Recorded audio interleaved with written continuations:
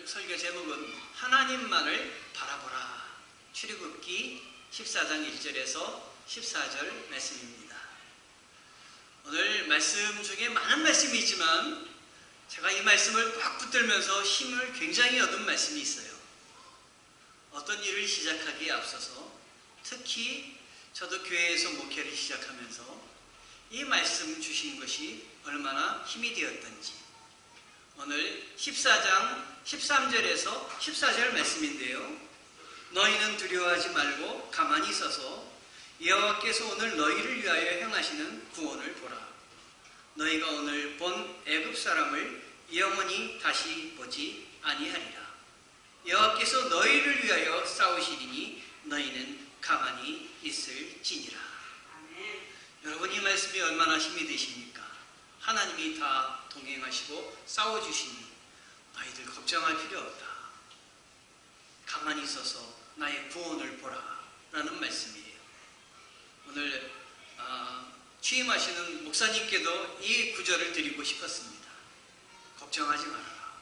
내가 너와 함께하니 가만히 있어서 나의 구원을 보라 라는 말씀입니다. 이 말씀은 하나님께서 애굽에서 정살이 하던 이스라엘 백성을 구해내기 위해서 애굽의 10가지 재앙을 내리실 때부터 출발합니다. 애굽 사람들은 태양을 비롯해 나일강에 있는 온갖 신들, 여러 다양한 신들을 섬겼습니다. 출애굽 당시에 모세가 이스라엘을 구해내기 위해서 10가지 재앙을 통해서 이스라엘 애굽의 그 노예에서부터 건져냈던 것을 기억하실 줄 압니다. 그런데 사실 이 10가지 재앙에 동원된 동식물, 무생물, 이것은 애굽에서 애굽 사람들이 신으로 섬기는 것들이었습니다. 왜 그것을 가지고 와서 이렇게 10가지 재앙을 통해서 애굽의 사람들을 징계를 했느냐? 한 가지 재앙을 일으킬 때마다 이스라엘 백성을 억압했던 애굽의 신들도 징계하는 것입니다. 제1재앙이 피해 재앙이었는데 그것은 나일의 신, 이 신을 제압하신 것입니다. 개구리 재앙은 개구리 머리를 탄생한 부활의 신을 징계한 것입니다. 이 재앙은 땅과 사막의 신을 징계한 것이고 파리 재앙은 파리의 신을 징계한 것입니다. 가축 전염병은 암소의 신, 황소의 신을 제압한 것입니다. 독종은 의술과 질병의 신, 우박은 하늘의 여신, 곡식의 신, 메뚜기는 곡물의 신을 바로 제압하신 것입니다. 어두움은 태양과 하늘의 여신을, 장자의 죽음은 재생의 신, 출산의 여신을 돌보는 신, 어린이 수호신, 다산의 신들을 제압하신 것입니다. 이 신들은 10가지에 동원된 신들은 그 애굽의 대표 선수격이라고 할 수가 있겠습니다. 그 대표 선수들을 모두 물리치신 것이 10가지 재앙입니다. 하나님께서는 이렇게 하나님의 백성인 이스라엘 백성들을 종으로 부리면서 온갖 고난을 겪게 했던 애굽 사람들 그리고 애굽 신들을 징계하시되 완전히 심판하셨습니다. 하나님은 이렇게 그의 백성들 그리고 믿는 자들과 동행해 주시는 하나님이십니다. 임마누엘 하나님이십니다. 임마누엘이신 하나님은 우리가 신약에만 있다고 생각하는데 아닙니다. 구약에 이미 임마누엘 하나님이 함께하여 주셨습니다. 이스라엘 백성들이 홍해를 건너기 전 바닷가에 진치고 있을 때 10가지 재앙을 겪어도 마음이 변한 바로가 이집트 최고의 전력을 이끌고 쳐들어옵니다. 바로가 또다시 완악해져 돌변한 이유를 4절은 이야기하고 있는데 내가 바로의 마음을 완악하게 한즉 바로가 그들의 뒤를 따르리니 내가 그의 온 군대로 말미암아 영광을 얻어 애굽 사람들이 나를 여호와인 줄 알게 하리라 하시니, 이 부분입니다. 하나님께서는 적군의 마음도 완악하게 하시고 적군의 마음도 자기 편이 되게 하시고 바꾸실 수 있는 분이 하나님이십니다. 하나님께서는 적군의 지휘권까지 간섭할 수 있는 분이시다.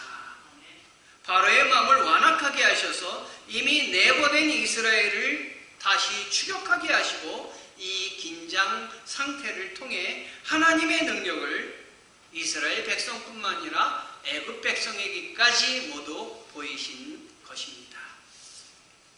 이 모두가 바로와 그의 군대를 통해 영광을 얻게 될 것이며 애굽 사람들이 하나님을 여호와인 줄 확실히 알게 하기 위한 하나님의 계획이었습니다. 오늘 말씀을 읽어보면 하나님께서는 이 계획을 이루기 위해서 작전도 짜시고 그리고 한 곳으로 오게 해주셔서 이스라엘 백성들이 광야에 갇힌 것처럼 애굽 사람들로 하여금 착각하게 하시고 이러한 일들을 미리 하나님이 계획하시는 분이십니다. 이렇게 하심으로 하나님은 만 백성 앞에서 스스로 높아지신 것입니다. 하나님께서 이렇게 출애굽에서 보인 것처럼 스스로 높이면서 영광을 드러내시기도 하지만 때로는 자기 스스로 낮추면서 영광을 보이시기도 합니다. 여러분, 우리의 삶에서 우리는 자신을 높이시고 그리고 우리 앞에 거대한 모습으로 위에서 위엄을 보이시면서 나타나시는 하나님의 모습도 발견하셔야 되지만 또 한편 자신을 낮추시고 우리의 삶에 기꺼이 가까이 오시며 우리와 동행하시는 하나님의 모습도 발견하셔야 됩니다. 어디서 발견해야 되겠습니까? 십자가입니다. 제가 신약성경을 읽으면서 느낀 것은 하나님의 아들 예수님의 위엄이 대단하셨다라고 하는 것입니다. 여러분, 예수님이 첫 번째 베푸신 기적이 무엇입니까? 물을 포도주로 만드신 가나의 혼인잔치에서 있었습니다. 우리는 성경에서 보지만 성경을 실생활에 우리 생활에서 이루어진다고 생각하고 느끼면 그 대단함이 더 배가가 될 것입니다. 생각해 보십시오. 우리가 방금 우리의 물잔에 물을 따랐는데 그것이 마시려고 하니 포도주가 되었다. 얼마나 기겁하겠습니까, 여러분? 그런데 예수님이 그렇게 하셨습니다. 그리고 종들로 하여금 물 이렇게 주면서 그것을 손님들에게 대접하라고 해서 이 물이 든 잔을 들고 가는데 포도주가 되었습니다. 얼마나 기겁했겠습니까? 그리고 얼마나 저분이 어떤 분인가 대단하게 생각했겠습니까? 예수님은 그런 분이십니다. 폭풍이 있는 바닷가에서 제자들이 배를 타고 바다 한가운데서 씨름할 때였습니다. 예수님은 뱃머리에서 주무시고 계셨습니다. 제자들이 거의 다 죽게 되는데 주님은 주무시다니요, 우리를 좀 살려주십시오 할 때 예수님이 일어나셔서 하신 말씀이 바다를 향해서, 파도를 향해서 외치셨던 말씀입니다. 잔잔해라. 이렇게 파도를 향해서, 자연을 향해서 외칠 때 파도가 잔잔해지고 폭풍이 사그라졌습니다. 여러분, 이 사실을 옆에서 봤다면 얼마나 놀랐겠습니까? 제가 동해바다 앞에 우리 성도들을 모시고 가서 파도치는 바다를 향해서 아무리 잔잔해라 외쳐 불러도 동해바다는 하나도 어김이 없을 줄 압니다. 제가 그런 사람이라면 여러분과 함께 여기 있겠습니까? 아마 세상을 뒤바꿔 놨을 것입니다. 예수님이 말씀하실 때 어떤 병자 하나가 예수님의 옷자락을 잡았습니다. 많은 사람들 가운데 옷자락만 잡아도 예수님께 갈 수는 없지만 그래도 나을 것이다 라는 그의 믿음 때문에 옷자락을 잡았습니다. 여러분, 누가 옷자락을 잡을 때 느끼지 못할 때가 많이 있을 줄 압니다. 우리 성도님 혹시 식사하실 때 옷에 뭐가 묻어서 제가 이렇게 잡아드린다고 여러분 하나도 못 느낄 것입니다. 예수님은 느꼈을 뿐만 아니라 내 몸에서 지금 능력이 나간다. 누가 내 옷자락을 잡았다라고 이야기를 하셨습니다. 얼마나 대단한 분이십니까? 이런 대단한 분을 눈앞에 뒀을 때 얼마나 느끼는 바가 많았겠습니까? 저도 성경을 읽을 때마다 참 놀랍다. 하나님이 이렇게 위엄이 있으신 분이구나 라고 느껴집니다. 그런데 말씀입니다. 갑자기 누가복음 22장 42절 부분에 십자가를 짓는 부분에 가서 거기를 읽다 보면 전혀 예수님의 이런 위엄이 있는 모습이 보이지 않습니다. 지금까지 그렇게 당당하셨던 예수님의 모습을 찾아볼 수가 없습니다. 대신 죽음을 앞두고 두려워 떠시며 아주 나약해지셔서 하나님 아버지께 하나님, 나는 이 잔을 피하고 싶습니다. 이 잔을 내게서 멀리해 달라고 간절히 애절하게 요청하는 예수님의 모습을 발견하게 됩니다. 전혀 전에 느꼈던 위험 넘치는 예수님의 모습이 무너져 내리는 순간은 예수님께서 왜 하나님 나를 버리셨나이까? 라고 말씀하시며 울부짖을 때입니다. 아니, 그 당당한 모습은 어디에 가시고 이제 죽음 앞에 머리를 조아리며 두려움에 떠는 나약한 인간의 모습만 예수님께 남았단 말입니까? 그 당당하셨던 예수님이 왜 이렇게 추락하고 계신단 말입니까? 죽음 앞에서 그렇다면 순교자들은 어떠했습니까? 여러분, 순교자들의 이야기를 들으며 우리는 감동을 받습니다. 그들은 죽음 앞에서도 떨거나 두려워하지 않고 위풍당당한 모습을 보입니다. 원형극장에서 사자의 밥이 되었던 사람들의 이야기를 우리는 전해 듣습니다. 그들은 타협하지 않았습니다. 사자에게 물려가면서도 울부짖지 않았습니다. 초대교회 감독 폴리갑은 어땠습니까? 그는 화형을 당하면서도 외쳤습니다. 나는 86년 동안 그분을 섬겨왔는데 그동안 그분은 한 번도 나를 부당하게 대우한 적이 없어. 그런데 내가 어떻게 나를 구원하신 나의 왕을 이제 와서 모른다고 하며 모독할 수 있겠소. 순교자들이 이처럼 당당하게 죽음을 맞고 있는 이유는 무슨 이유일까요? 죽음의 순간에도 임마누엘 나와 함께 하시는 예수님을 붙잡고 신뢰하고 있기 때문입니다. 순교자들조차도 이렇게 담대한 마음으로 자기에게 다가오는 죽음을 맞이하고 있는데 어찌 하나님의 아들인 이 땅에 하나님으로 오신 독생자 예수는 죽음 앞에 이렇게 떨고 있단 말입니까? 그 이유가 무엇인지 생각해 보신 적이 있으십니까? 그 이유는 예수님이 하나님으로부터 완전히 버림을 받으셨기 때문입니다. 십자가의 죽음 앞에서 하나님과 단절되는 아픔을 겪으셨기 때문입니다. 하나님께서 일부러 예수님을 하나님으로부터 단절되게 하셨기 때문입니다. 인간의 아픔인 죽음을 맛보게 하시려고 완전히 단절돼서 죽음에 이를 수밖에 없는 인간의 고통을 겪게 하시려고 죽음에 내버려 두셨기 때문입니다. 즉 예수님께서는 어떤 질문을 하나님께 드려도 답을 얻을 수 없는 지경에 이르르신 것입니다. 하나님과 영적으로 단절된 상태에 이르르신 것입니다. 그래서 예수님께서 하나님께 왜 나를 버리시나이까? 라고 이야기를 하셨던 것입니다. 대적자들은 내가 하나님의 아들이라면 십자가에서 스스로 너를 구원하라고 했습니다. 홍해를 가르신 하나님이라면 못하실 일이 없습니다. 십자가에서까지 내려오는 것쯤이야 무슨 대수가 있겠습니까?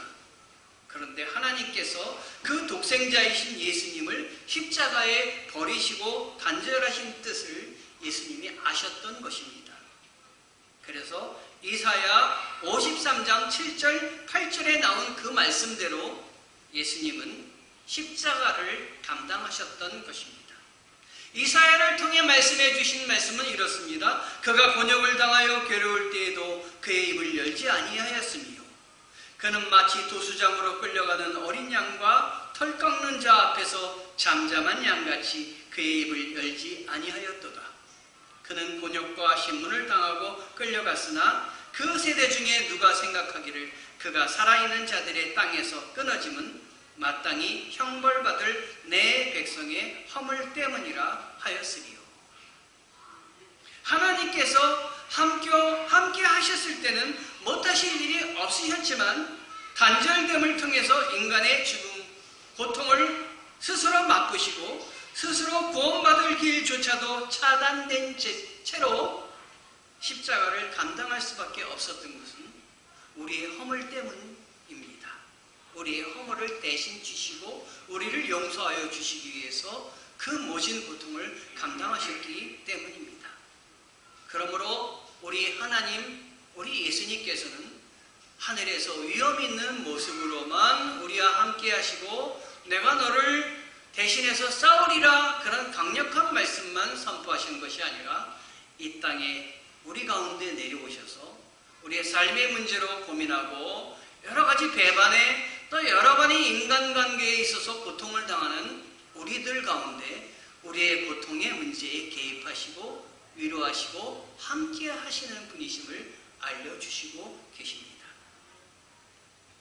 이런 예수님을 하나님께서 부활시켜서 죽음의 권세를 쳐부수고 구원의 길을 열어 놓으신 것입니다. 우리가 홍해를 가르신 것을 통해 십자가를 통해서 깨달아야 할 것은 독생자를 내어주시기까지 우리를 사랑하고 계시는 하나님이십니다. 요한복음 3장 16절 말씀입니다. 하나님이 세상을 이처럼 사랑하사 독생자를 주셨으니 이는 그를 믿는 자마다 멸망하지 않고 영생을 얻게 하려 하십니다. 하나님의 구원의 계획을 알아차린다면 좋겠는데 바로도 또한 하나님의 백성인 이스라엘조차도 알지 못합니다. 10가지 재앙으로 해방되었건만 다시 세계 최강 애국 군대가 잡으러 오는 급박한 상황이 발생하자 이스라엘 백성은 공황 상태에 빠질 수밖에 없었습니다. 그들은 하나님이 보이지 않았던 것입니다. 그래서 왜 애굽에서 우리를 건져냈느냐, 애굽의 종살이 할 대로 돌아가는 것이 더 좋다고 외쳐댔습니다. 하나님의 백성이 할 일은 이 모든 일로 영광 받으실 하나님을 전적으로 신뢰하는 것입니다. 이런 상황에서 하나님께서 주신 말씀을 그들은 붙들지 못했습니다. 너희는 두려워 말고 가만히 서서 여호와께서 오늘 너희를 위하여 행하시는 구원을 보라. 너희가 오늘 본 애굽 사람을 영원히 다시 보지 못하리라. 여호와께서 너희를 위하여 싸우시니 너희는 가만히 있을지니라. 하나님이 이 말씀대로 구해내 주시고 이 말씀대로 애굽이 다시는 이스라엘을 넘보지 못하게 하셨고 애굽 사람들 모두가 하나님을 하나님으로 인정하며 영광을 돌리게 했습니다. 여러분, 이 말씀의 핵심이 무엇입니까? 내가 너희를 위해서 싸우리니 너희는 가만히 서서 두려워 말고 구원을 보라라는 말씀입니다. 제가 붙들어야 할 말씀이고 여러분이 붙들어야 할 말씀이고 험한 파도치는 세상을 살아나가면서 우리 모두가 붙잡아야 할 귀한 말씀입니다. 그러므로 신앙의 승패는 무엇을 바라보느냐에 달려 있습니다. 저는 그래서 이렇게 종종 기도합니다. 하나님, 주님을 바라보고 신뢰하며 기대합니다. 때로는 길이 막힐 때마다 불어나고 좌절이 찾아오겠지만 그것에 지지 않게 하옵소서. 믿음이 승리하는 아름다운 결실들이 나와 내 자녀의 삶 가운데 나타나게 도와주시옵소서. 실패를 두려워하지 않게 하시고 고생을 걱정하지 않게 하시며 우리 가족의 미래를 주님께 온전히 의탁할 수 있게 도와주시옵소서. 앞에는 홍해가 가로막고 뒤에는 애굽의 군대가 추격해오자 두려움에 빠진 이스라엘 백성은 출애굽한 것까지 후회하면서 모세에게 불평을 합니다. 이러한 태도는 그들이 가나안 땅에 도착할 때까지 힘든 상황이 그들 앞에 펼쳐질 때마다 드러난 아주 나쁜 습관이 되었습니다. 여러분, 나쁜 습관을 본받지 마시기 바랍니다. 어려울 때도 끝까지 주님 붙잡고 주님 앞에 불평하지 말고 주님 뜻이 있으시겠지요. 제가 기다립니다. 이렇게 기도하시기를 바랍니다. 이스라엘 백성들이 정말 보아야 할 것은 사면 초과의 상황이나 세계 최강의 애국 군대의 위용이 아니었습니다. 구름기둥, 불기둥으로 이끄시는 하나님이시고 우리를 사랑하시어서 예수 그리스도까지 이 땅에 보내주신 구원의 하나님이십니다. 하나님이 우리를 위해 싸우시는 것을 당당하고 의연한 태도로 우리는 가만히 서서 바라보아야 하는 것입니다. 하나님은 그분의 영광을 위해 택한 백성들을 지키시고 승리와 구원을 이루십니다. 가끔 믿지 않는 사람들로부터 제가 이런 질문을 받습니다. 당신들이 믿는 하나님이 완전하다고 생각합니까? 정말 당신들을 사랑하는 분이라고 생각합니까? 만약 하나님이 완전하다고 하면은 단번에 애굽왕을 징벌하시지. 왜 10가지 재앙을 내리고도 끝까지 처리하지 않아 홍해까지 쫓아오게 하시고 백성들로 하여금 두려움에 떨게 합니까? 아예 그냥 다 한 번에 무너뜨리시지. 딱 한 번에 없애지도 못하시는 분이 어찌 전능하신 하나님이라고 할 수 있겠습니까? 선악과를 애쳐두지 않았다면 될 것을 왜 선악과를 만들어 죄를 짓게 하고 죄인으로 만드셨습니까? 나는 이런 하나님이라면 믿지 않겠습니다. 답해 보십시오. 혹시 여러분도 이런 질문을 받지 않으셨습니까? 저는 이런 사람들에게 자동차의 엑셀레이터와 브레이크를 예로 듭니다. 좋은 자동차는 이 두 가지 성능을 잘 발휘하는 것이 좋은 자동차일 것입니다. 아무리 1억 원이 넘는 페라리 비싼 자동차라 할지라도 운행 중에 브레이크 고장이 났다면 500만 원도 안 되는 차에 비길 것이 없습니다. 이 브레이크 고장이 나는 순간 지옥일 것입니다. 악셀레이터가 아무리 좋아도 브레이크가 없으면 죽음을 안고 가는 무기가 됩니다. 어제 TV에 젊은이들이 고급 승용차를 타고 터널에서 경주하는 것을 봤습니다. 서로 달리는데 그 속도계가 찍힌 걸 보니까 272km까지 찍혔더라고요. 뒤따라가는 차가 272km를 따라가려고 하다가 속도를 제어하지 못해가지고 터널 벽을 타고 뒤집히는 것을 보았습니다. 너무도 빠르다 보니 브레이크로도 제어가 안 되는 것이었죠. 이 젊은이의 생사가 걱정됩니다. 저는 차는 아니지만 자전거를 타다가 브레이크 고장을 경험했던 경험이 있습니다.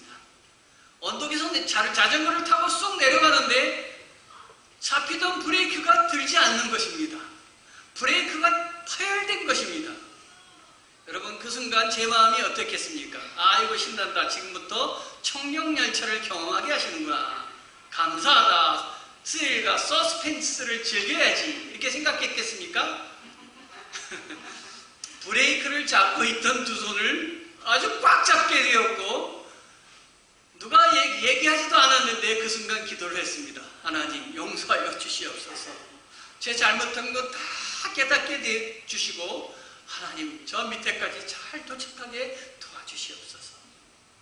다행히 차도 안 왔고 아무도 안 왔기에 속도를 그대로 가면서 속도가 없어질 때까지 저는 무사히 안착했던 것을 기억합니다. 하나님께서 우리에게 고통을 통해서 문제를 통해서 우리를 훈련시키시는 것입니다.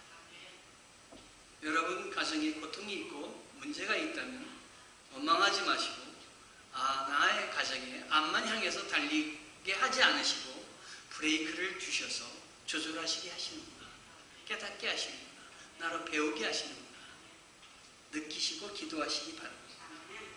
더 큰 하나님의 뜻을 우리를 향한 하나님의 사랑과 계획을 이 고통을 통해서 알려주시는 것입니다. 우리가 그리고 고통에 동참할 때 예수님이 십자가에서 우리를 향해서 겪으신 고통의 깊이가 얼마나 큰지 우리가 체험하게 되며 느끼게 되며 감사하게 되는 것입니다. 그래서 예수님을 우리의 구주로 진정 모시게 되는 것입니다. 우리도 인생을 살면서 여러 가지 일들을 겪으면서 삽니다. 그렇다면 하나님을 바라보고 그의 능력을 체험한 사람은 어떻게 살아야 하나님께서 기뻐하시는 삶을 살아가는 것일까요? 위엄 있는 하나님, 놀라운 하나님, 나와 동행하시는 하나님, 내 삶에 깊숙이 내 고통에 함께 하시는 하나님만 느끼시고 하나님만을 바라보라는 것을 거기서 끝내시면 안 됩니다. 하나님만을 바라보라는 것은 내 삶에 내가 어떻게 하나님을 위해서 이제 일해야 될지 그것까지 결단하게 하시고 그 결심을 서서 따를 때에 정말 하나님의 뜻을 실천하며 사는 것입니다. 그래서 제가 카피라이터 정철의 불법사전에 소개한 생명이라는 글을 소개하면서 여러분들에게 방향을 제시해 드리고자 합니다. 저자는 이 글에서 인간이 일생에 걸쳐 살아가는 5과정이 있다고 이야기하고 있습니다. 그 5과정을 소개하면 첫 번째, 태어나는 과정입니다. 두 번째, 자라나는 과정입니다. 세 번째, 사랑하는 과정입니다. 네 번째, 늙고, 다섯 번째, 죽고 과정입니다. 자, 이걸 가만히 생각해 보시면 태어나고 자라고 사랑하고 늙고 죽고를 가만히 생각해 보시면 가만히 있어도 그냥 흘러가는 4가지가 있습니다. 가만히 있으면 흘러가지 않는 한 가지가 있습니다. 그래서 저자는 말합니다.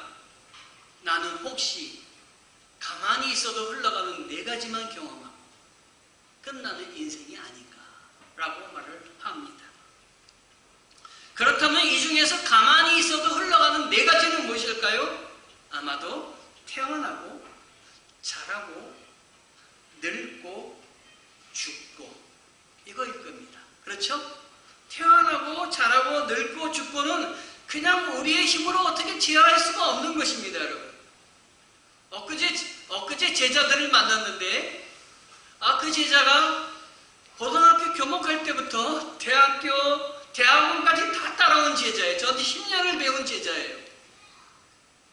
근데 이 제자가 저한테 찾아와서 선물을 주고 그래서 너무 기뻤는데 제자가 저를 보면 하는 얘기가 목사님 옛날이나 지금이나 하나도 변함이 없으시네요. 참 젊으세요. 비결이 뭐예요? 그 순간 저는 거짓말이라고 알았습니다. 하지만 기뻤습니다. 잡을 수가 없습니다. 태어나면 자라고 자라면 늙고 늙으면 죽는 것입니다. 그것이 인생입니다. 이 4가지는 우리의 힘으로 조절할 수가 없는 것입니다. 그러나 우리가 조절할 수 있는 우리 인생을 살면서 내가 내 마음으로 움직일 수 있는 한 가지가 있는데 그것이 바로 사랑하고라는 단어입니다. 이 책에서 저자는 하나님의 질문이라고 하면서 다시 한번 질문을 주고 있는데 참 그게 내 마음속에 와 닿았습니다. 하나님께서는 어떻게 태어났냐고 묻지 않으신다.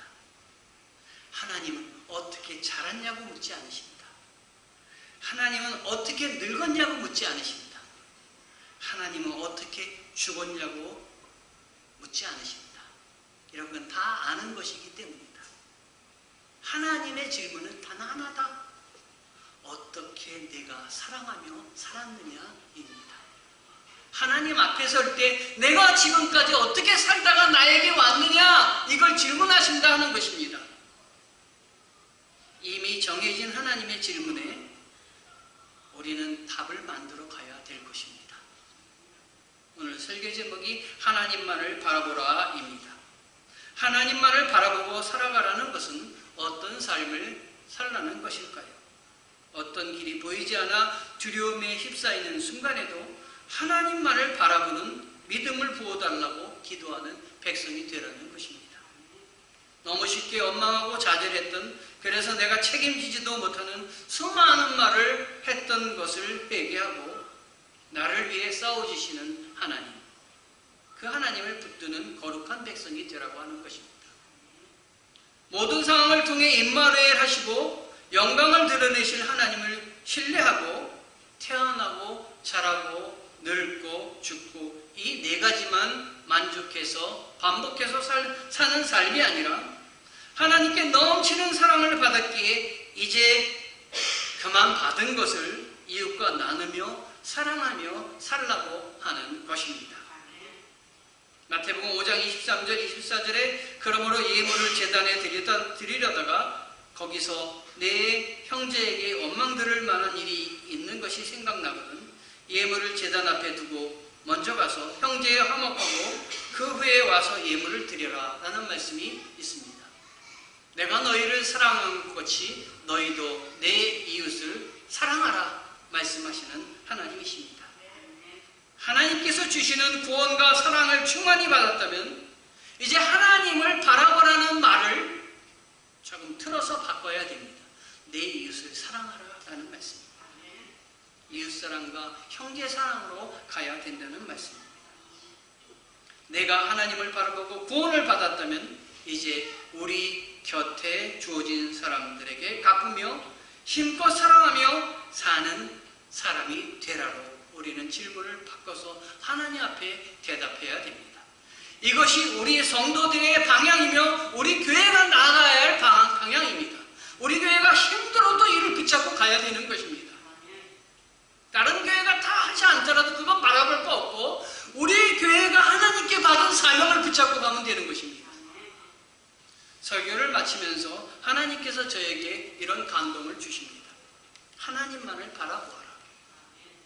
내가 홍해를 내가 가르고 주님을 십자가에 내어 죽이기까지 한 하나님을 바라보며 대신 싸워주시며 구원해 주시는 놀라운 은혜를 체험하고 내가 그 사랑을 느꼈다면 이제 눈을 돌려 내 눈에 그 사랑이 필요한 사람들을 담아내야 된다.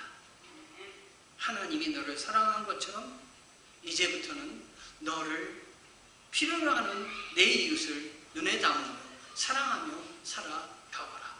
너희 가정에서 내가 살고 있는 주위에서 내 삶의 터전에서 그런 일들을 계속 감당하여라. 내가 너를 축복하리라. 내가 너와 함께 하리라.